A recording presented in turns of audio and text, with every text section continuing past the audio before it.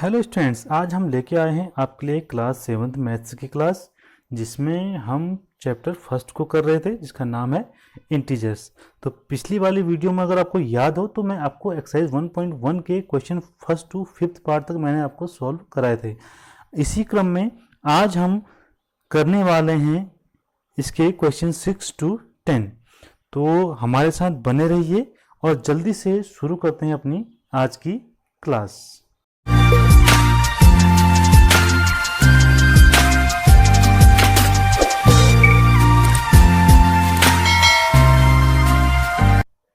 So students, अब हम करते हैं एक्सरसाइज 1.1 का क्वेश्चन नंबर 6, जहां पे आपको गिवन है, क्वेश्चन में गिवन है Rita goes 20 kilometre towards east from a point A to the point B. From B she moves 30 kilometre towards west along the same road. If the distance towards east is represented by a positive, then how will you represent the distance travelled towards west? By which integer will you represent her final position from A? तो easily आपको इस question में एक figure देख लीजिए, इस figure से आपको ये क्वेश्चन पूरा क्लियर हो जाएगा। तो ये रीता बोलते हैं गोज 20 किलोमीटर टुवर्ड्स ईस्ट। देखिए इस point towards kilometre 20 kilometre to east, देखिए ये मैंने डायरेक्शन आपको ईस्ट में डिनोट किया है and this direction is west. 20 kilometre towards east from a point A, एक पॉइंट से 20 किलोमीटर, यहाँ से 20 किलोमीटर इसने ट्रेवल किया है रीता ने। And from B C moves 30 kilometre towards west, यहाँ इस पॉइंट बी से इसने मूव किया वेस्ट की ओर 30 किलोमीटर। तो वेस्ट आप देखें तो इस पॉइंट पर पहुंचने के बाद रीता ने इधर को मूव किया हुआ है 30 किलोमीटर एंड ये पहुंची है यहाँ पर आफ्टर 30 किलोमीटर पॉइंट सी पर, ठीक है, west along the same road. If the distance towards east is represented by a positive, अगर ये बोलता है कि जो ईस्ट की जो डायरेक्शन हमने डिनोट की है वो डायरेक्शन हम पॉजिटिव लेके चलते हैं, how will you represent the distance travel towards west? तो वेस्ट वाली डायरेक्शन आप किस तरीके से डिनोट करेंगे? And by which integer will you represent her final position from A?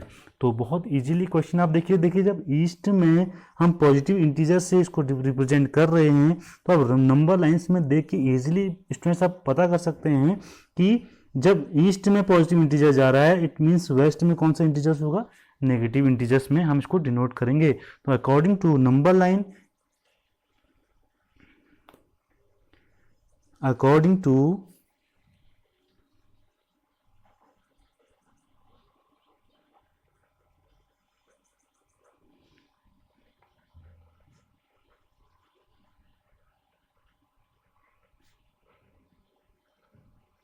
according to number line, Rita moves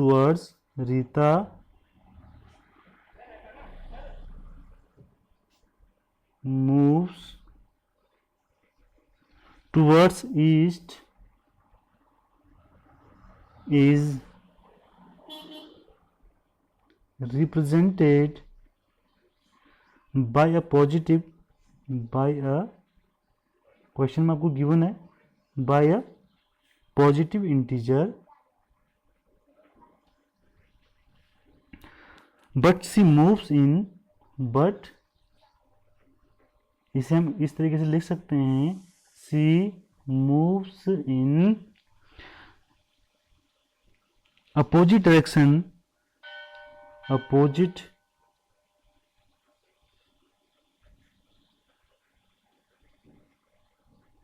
direction means Rita moves west. Rita, देखिए आपके question में ही आपको आंसर इसने दिया हुआ है, moves west is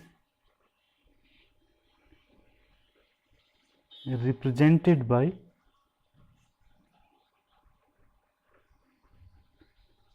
negative integers. तो ये तो हमारे पास क्लियर हो गया कि जब ईस्ट में हमने किसी भी वैल्यू को पॉजिटिव इंटीजर से डिनोट किया है तो जब वो अपोजिट डायरेक्शन में गया तो अपोजिट डायरेक्शन में उसे हम किससे डिनोट करेंगे? माइनस से रिप्रेजेंट करते हैं। अब निकाल लेते हैं कि उसकी फाइनल डिस्टेंस क्या है। तो हमने ए टू सी, तो ये बोल रहा है कि देखो ए पॉइंट पर सबसे पहले रीता यहाँ पर थी, यहाँ से बी पॉइंट पर गई, फिर अपोजिट डायरेक्शन में 30 किलोमीटर गई। तो इस पॉइंट से इस पॉइंट की ए टू सी हमने डिस्टेंस कैलकुलेट करके बतानी है। तो आइए इसे भी कर लेते हैं। तो हम सबसे पहले इसमें निकालेंगे distance from A to B. अगर हमें देखिए, हमें जो क्वेश्चन में गिवन है A to B is 20 kilometre and distance from B to C 30 kilometre. Distance from, ये हमने जो निकालना है ए टू सी, तो ये हो जाएगा 20 minus 30, the value is -10 kilometre. तो यहाँ पर हम लिख सकते हैं thus Rita is at final position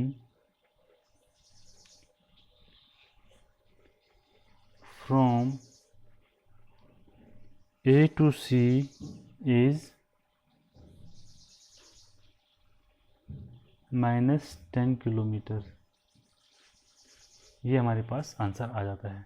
तो इस तरीके से बहुत इजीली हमने क्वेश्चन नंबर 6 को सॉल्व कर लिया है। अब हम करते हैं अपनी एक्सरसाइज का क्वेश्चन नंबर 7। सो स्टूडेंट्स, अब हम करते हैं एक्सरसाइज 1.1 का question number 7।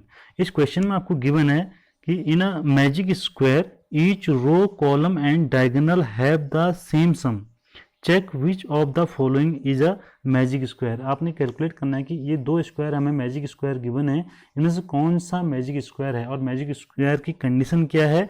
The magic square row column and diagonals have the same sum. इसकी जो रोज हैं आप ये समझ लीजिए। सबसे पहले रोज होती है, ये जो हमारी कंडीशन है, जो ये वाली कंडीशन होती है, ये हमारी रोज कहलाती हैं, ये हमारे कॉलम्स कहलाते हैं और ये हमारे डायगोनल्स कहलाते हैं। तो यहाँ पे इनका जो सम है वो इक्वल होना चाहिए, तो वो हमारा कहलाएगा मैजिक स्क्वायर। तो हमें कैलकुलेट करना है इन दोनों में से कौन सा मैजिक स्क्वायर हमारा है। तो इसके लिए पहले हमें क्या करना पड़ेगा, पहले इस वाले को लेके चलते हैं, फर्स्ट वाले स्क्वायर मैजिक को लेके चलते हैं। तो देखते हैं फर्स्ट कंडीशन में, तो हम पहले सम कैलकुलेट करके देखते हैं रोज का। तो टेकिंग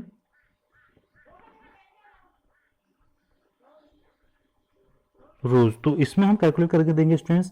तो इसको सबका सम कैलकुलेट करते हैं, 5 + -1 + -4 and the answer is 5 + -1 and + -4। ये वैल्यू आती है हमारे पास 5 - 5 = 0। तो ये फर्स्ट रोज का जो हमारा एडिशन आ रहा है, जो सम आ रहा है, वो आ रहा है 0। अब हम सेकेंड रो में इसका कैलकुलेट करके देखते हैं। तो -5 हमारे पास आता है, -5 + -2, यहाँ पर लिखते हैं सेकेंड रो। तो ये -5 -2 + 7, -5 + -2 एंड +7। तो यहाँ पे जो वैल्यू मेरे पास आती है students, -5 - 2 is -7 and +7, this equal to 0। तो इसका सम भी हमारे पास क्या आ रहा है, 0 आ रहा है। इसी तरीके से अब हम लग के चलते हैं थर्ड रो का सम कैलकुलेट करके देखते हैं। तो ये आता है 0 + 3, देखो 0 + 3 + -3 and 0 + 3 + -3 and the answer is 3 - 3 = 0। तो 3 रोज जो हमने इसमें कैलकुलेट करके निकाले हैं, इनका सबका जो सम आ रहा है वो 0 हमारे पास आ रहा है। अब हम कैलकुलेट करके देखते हैं टेकिंग कॉलम्स। अब हम लेके चलते हैं taking columns.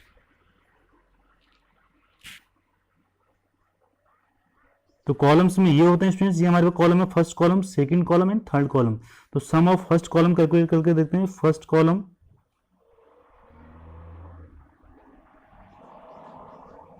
Some of first column is 5 + -5 + 0, ये देख सकते हैं आप, +5 + -5 0, then the value is 5 minus 5 equal to 0। तो ये फर्स्ट कॉलम का सम भी हमारे पास क्या आ रहा है, 0 आ रहा है। तो सेकंड कॉलम भी इसे कैलकुलेट करके देखते हैं। Second column, sum of second column, तो second column -1 plus -2 and +3 and the value is -1 -2 +3 equal to +1 -2 -3 and +3 is 0। तो ये सम भी हमारे पास क्या आ रहा है, 0 आ रहा है। तो इसी तरीके से हम निकाल के देखते हैं। थर्ड कॉलम का सम कैलकुलेट करके देखते हैं। थर्ड कॉलम में देखिए +4 +7 +-3 and the answer is -4 +7 -3 equal to 0। देखिए -4 -3 is -7 and -7 +7 the answer is 0। तो सम हमारे पास इसमें रो और कॉलम्स में का जो सम आ रहा है वो 0 आ रहा है। अब हम कैलकुलेट करके देखते हैं एक बार डायगोनल्स में। तो डायगोनल्स में आपको बोला ये है एंड दिस, तो ये डायगोनल, इसमें दो डायगोनल है। तो फर्स्ट डायगोनल का निकालते हैं टेकिंग डायगोनल्स। यहां पर लिखेंगे हम टेकिंग डायगोनल्स। तो फर्स्ट डायगोनल्स का कैलकुलेट करके देखते हैं। फर्स्ट डायगोनल में क्या आता है, ये आता है हमारे पास 5 -2, 5 +-2 +-3। तो ये हमारे पास आता है स्टूडेंट्स 5 -2 -3 इक्वल टू, आप देख लीजिए ये भी 0 आने वाला है। तो 5 -2 -3, तो ये 0 आ गया आंसर। ऐसे ही निकालेंगे सेकंड डायगोनल्स का। तो सेकंड डायगोनल्स में देख लीजिए 0 यहाँ से ले लीजिए, ऊपर से कहीं से भी ले लीजिए, 0 +-2 एंड +-4। तो ये हमारे पास आता है 0 -2 -4 इक्वल टू -6। तो ये एक हमारे पास देख लीजिए कि सारे rows, the sum of rows are 0 and the sum of columns are also 0, but the diagonals में जो सेकंड डायगोनल्स हमने लिया हुआ है उसका सम -6 नहीं आ रहा है। इट मीन्स जो ये गिवन है हमारे पास, ये हम ये कह सकते हैं this box is not a magic square because all the sums are not equals. तो इस तरीके से हम इसमें लिख सकते हैं। सो स्टूडेंट्स, ये हम इजिली फर्स्ट बॉक्स के लिए कह सकते हैं this box is not a magic square because all the sums are not equal. देखिए एक डायगोनल्स का सम हमारा इक्वल नहीं आ रहा था। तो आप करते हैं इसी क्वेश्चन का सेकंड पार्ट। सो स्टूडेंट्स, ये है सेकंड पार्ट उस क्वेश्चन का जिसमें हमको ये गिवन है, एक मैजिक स्क्वायर गिवन है। तो हमने यहाँ पर वही आपको मैंने पहले बताया था कि ये हमारे पास रोज होती हैं, ये हमारे पास रोज होती हैं और ये हमारे पास होती हैं कॉलम और ये हमारे पास होती हैं डायगोनल। तो यहाँ उस हिसाब से मैंने दोबारा इस प्रोसेस को थोड़ा सा आगे करके दिखा दिया है कि फर्स्ट रो को हमने जब लिया तो फर्स्ट रो +1 +-10 +0 इक्वल टू 1 +-0, तो ये वैल्यू आ गई हमारे पास -9। तो सेकंड रो का भी ऐसी सम मैंने कैलकुलेट करके देखा एंड थर्ड रो का भी मैंने सम कैलकुलेट करके देखा। तो ये मेरे पास आ रहा है -9 -9। इसी तरीके से टेकिंग कॉलम्स यूँ लेंगे तो 1 +-4 +-6 and second column is -10 -3 +4 and third column is 0 -2 -7। तो यहाँ पे इनका एडिशन करके देख लेते हैं। -4 -6 -10 +1 is -9 and -10 -3 is -13 and +4 is -9। 0 -2 -7 is -9 and diagonals में भी मैंने आपको देखिए ये लिखे हुए हैं 1 -3 -7 1 -3 -7। ये होगा -3 -7 is -10 and +1 is -9। Second row is 0 -3 -6, तो -3 -6 इज -9। तो अब इस वाले मैजिक में हम देख सकते हैं मैजिक स्क्वायर में कि सारे जो सम है हमारे पास the sum of rows column and diagonals are equal. तो हम ये कह सकते हैं the box is magic square. The box is, यहाँ पर हम इजीली कह सकते हैं the box is magic square because all these sums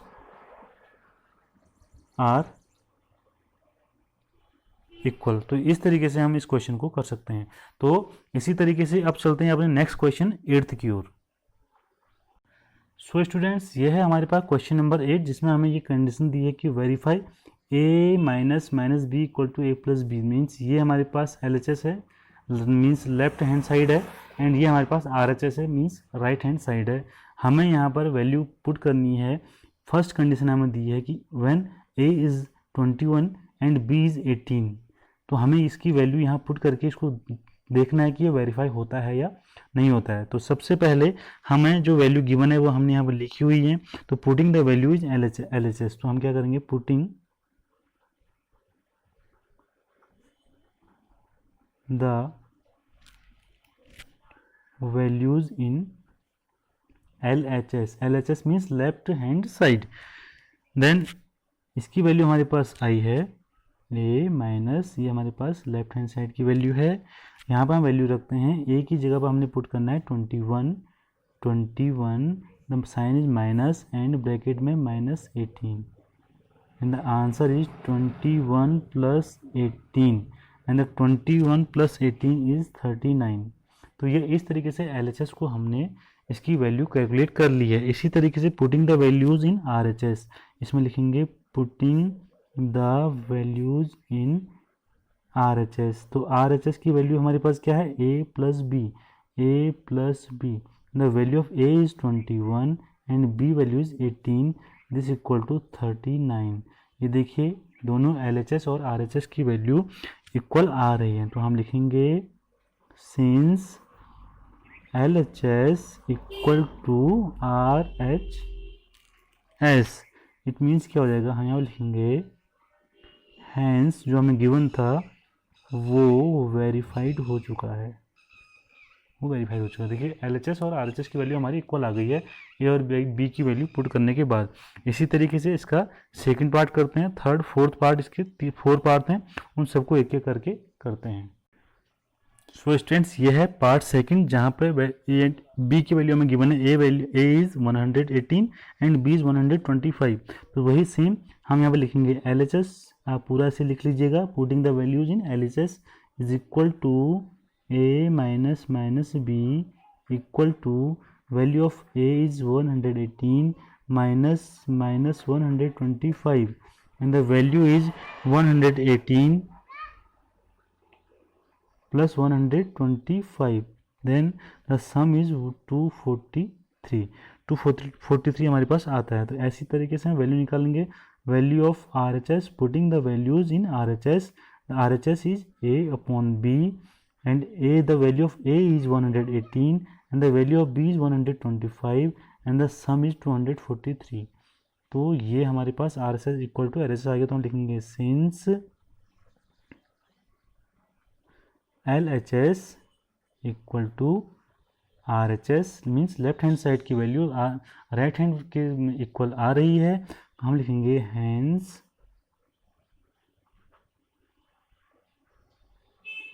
verified. तो ये हमारा सेकंड पार्ट भी इसका क्वेश्चन का हो चुका है। थर्ड पार्ट भी देख लेते हैं। थर्ड पार्ट में स्टूडेंट्स जो हमें वैल्यू गिवन है, the value of a equal to है 75 and the value of b equal to है 84। तो वही सेम इसमें करना है, value of a equal to 75 and value of b equal to 84, इसके लिए देखना है। तो यहाँ पर वही लिखेंगे LHS, putting the values in LHS, then the LHS is a minus minus b equal to 75 minus minus b is 84, sorry minus b, ये हो जाएगा 75 plus 84 and the value is 159, the sum is 159 and the putting the values in RHS। तो RHS क्या है हमारे पास, RHS is a plus b, a is 75 plus b is 84 and the answer is 159। तो same answer हमारे पास students आ रहा है। तो हम यहाँ पर वही लिख देंगे, since LHS is equal to RHS, hence verified. तो इस तरीके से हमने इसका थर्ड पार्ट भी कंप्लीट कर लिया है। अब इसमें एक लास्ट पार्ट है, उसे भी कर लेते हैं। and in fourth part the value of A is given 28 and the value of B is given 11. Then LHS, then putting the values in LHS is equal to A minus B. It means the value of A is 28 minus 11. This equal to 28 plus 11 and the sum is 39. And the putting the values in RHS is equal to A plus B. It means the value of A is 28 and the value of B is 11. The sum is 39. देखिए ये देखिए LHS equal to RHS हमारे पास आ रहा है, तो हम यहाँ पे लिखेंगे since LHS is equal to RHS, hence verified. यही हमें वेरीफाइड करने के लिए बोला गया था. तो इस तरीके से हमने क्वेश्चन नंबर 8 के सभी पार्ट कर लिए हैं. अब हम करेंगे question number 9. So students, question number 9 में हमने साइन का यूज करना है ग्रेटर देन वैल्यू और लेस देन वैल्यू या इक्वल वैल्यू का साइन से हमने इसे डिनोट करना है. तो सबसे पहले हमें क्या करना होगा, हमें इसका सॉल्यूशन कैलकुलेट करना होगा. सॉल्यूशन कैलकुलेट करने के बाद ही हम बता सकते हैं कि कौन सी वैल्यू ग्रेटर है, कौन सी लेस देन है. तो हमें बताना है कि ये वैल्यू है ये इससे ग्रेटर है, लेस देन है या इक्वल टू है. तो इसे करने के लिए हमें क्या करना पड़ेगा, सबसे पहले ब्रैकेट ओपन करना होगा and plus minus is minus the value is -4. और ये इसको कॉलम को ऐसे लगा के चलते हैं.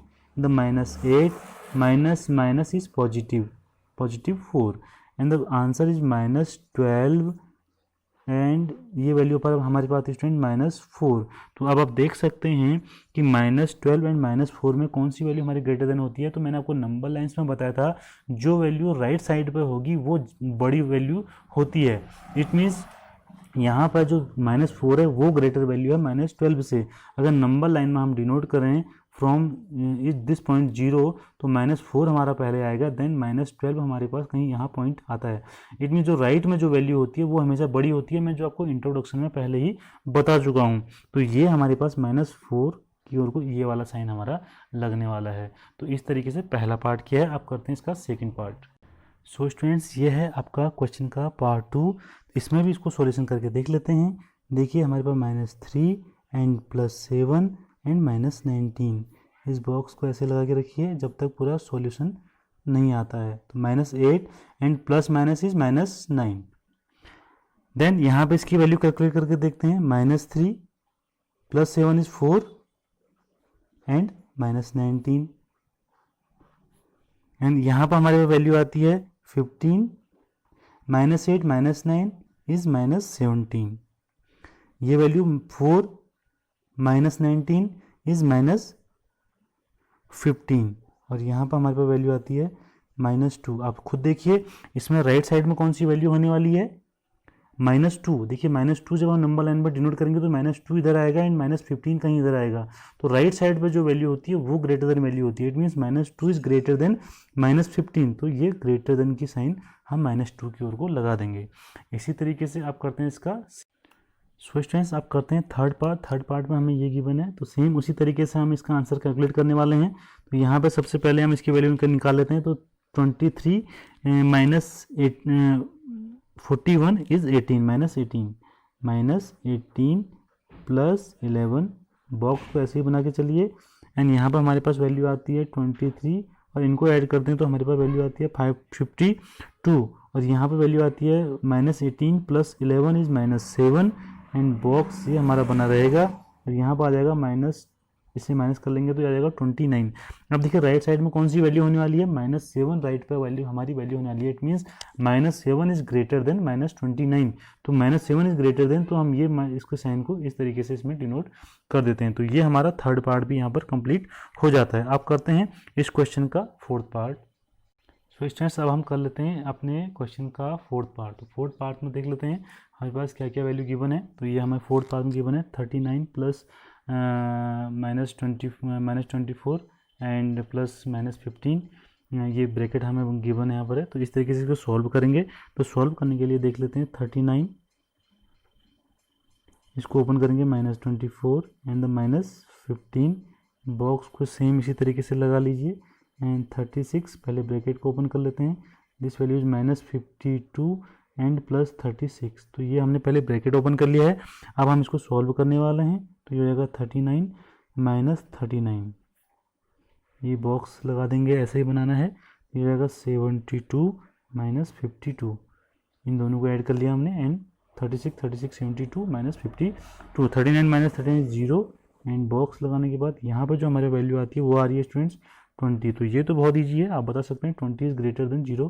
तो ये इस तरीके से हम इसमें साइन बना देंगे।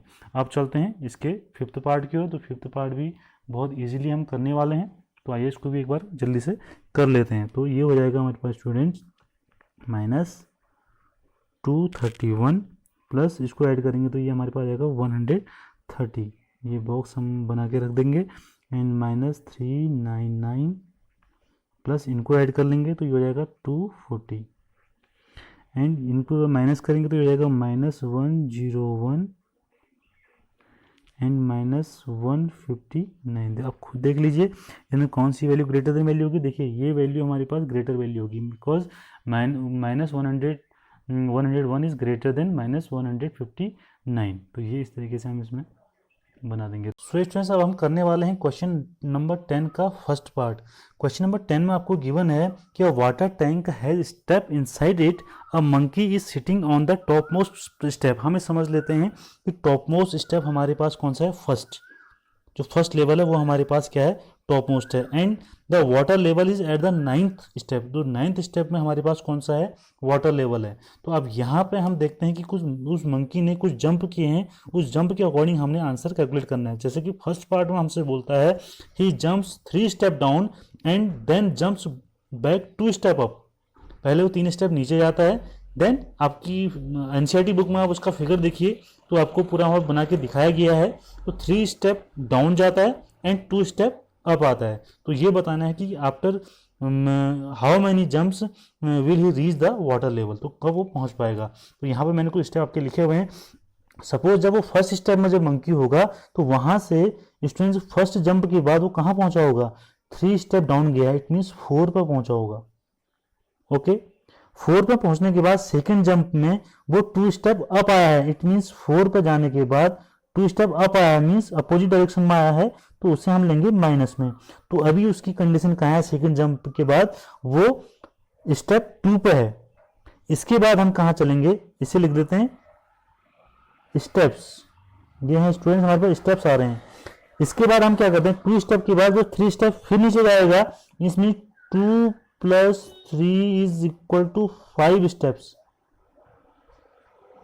5 स्टेप्स में वो पहुंच चुका है। अब 5 स्टेप के बाद फोर्थ जंप में वो फिर 2 पीछे आएगा, तो 5 - 2 = 3 स्टेप। अभी तक उसने कितने स्टेप्स लिए हैं, 3 स्टेप्स। मीन्स उसके जंप तो 4 हो गए हैं, बस उसके स्टेप्स कितने गए हैं नीचे, वो 3 स्टेप्स में पहुंचा है।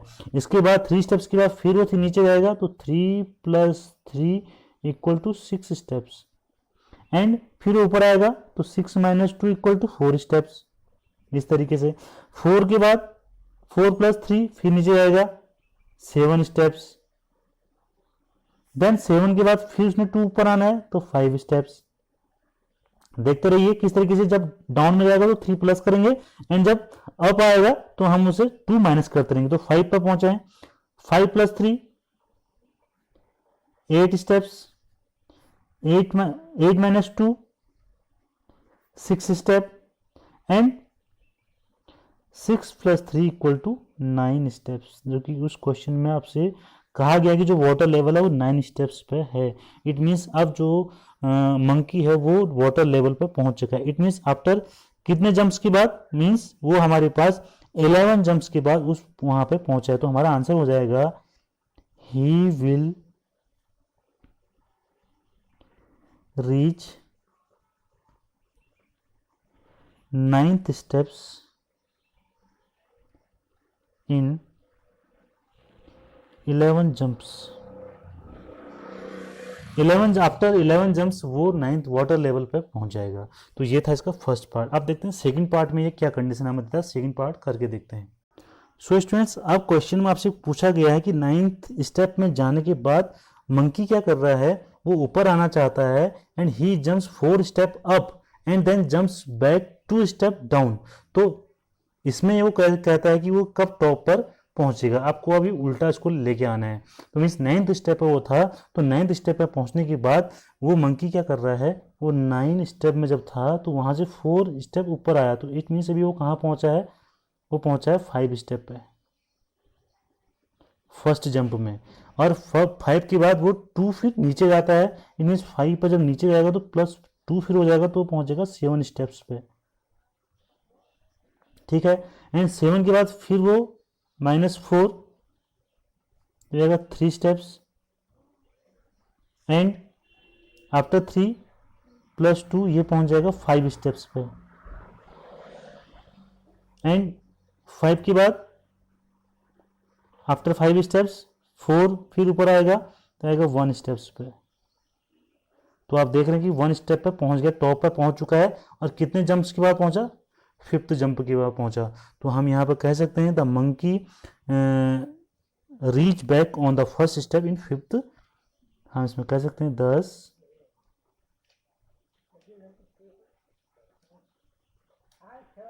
Monkey reach back on the first step in 5th jump. तो ये इस तरीके से हमने इसका सेकंड पार्ट भी कंप्लीट कर लिया, बहुत इजीली। आई होप इसको समझ गए होंगे। आइए जल्दी से कर लेते हैं इसका थर्ड पार्ट।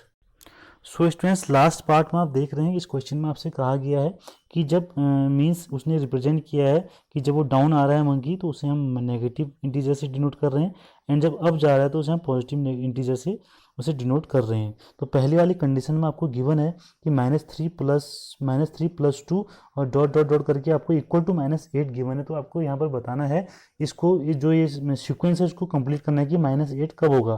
तो आप खुद ही देख लीजिए, -3 एंड +2 इज -1, तो -1 कब तक आएगा, 8 टाइम्स आएगा। तो हमें बार बार लिखना पड़ेगा -1 -1 -1 -2 -3 -4 -5 -6 -7 -8। तो हमारा आंसर हो गया -8, यहाँ पर हमारा फुलफिल हो चुका है। इसी तरीके से जब पॉजिटिव 8 है तो ये हमें सीक्वेंस दिया है 4 - 2 2, तो इट मीन्स हमें कितनी बार लिखना पड़ेगा, 4 टाइम्स लिखना पड़ेगा। देखिए 2 2 4 6 एंड 8। इस तरीके से ये क्वेश्चन को हम इजीली हमने कर लिया है। सो स्टूडेंट्स, ये थी हमारी आज की क्लास। इस क्लास में हमने अपनी एक्सरसाइज 1.1 को कंप्लीट कर लिया है।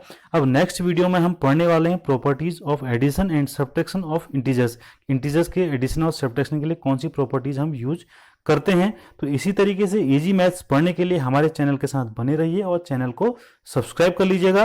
बेल आइकन को भी प्रेस करना ना भूलें ताकि हर नई वीडियो का नोटिफिकेशन आप तक सबसे पहले पहुंच सके।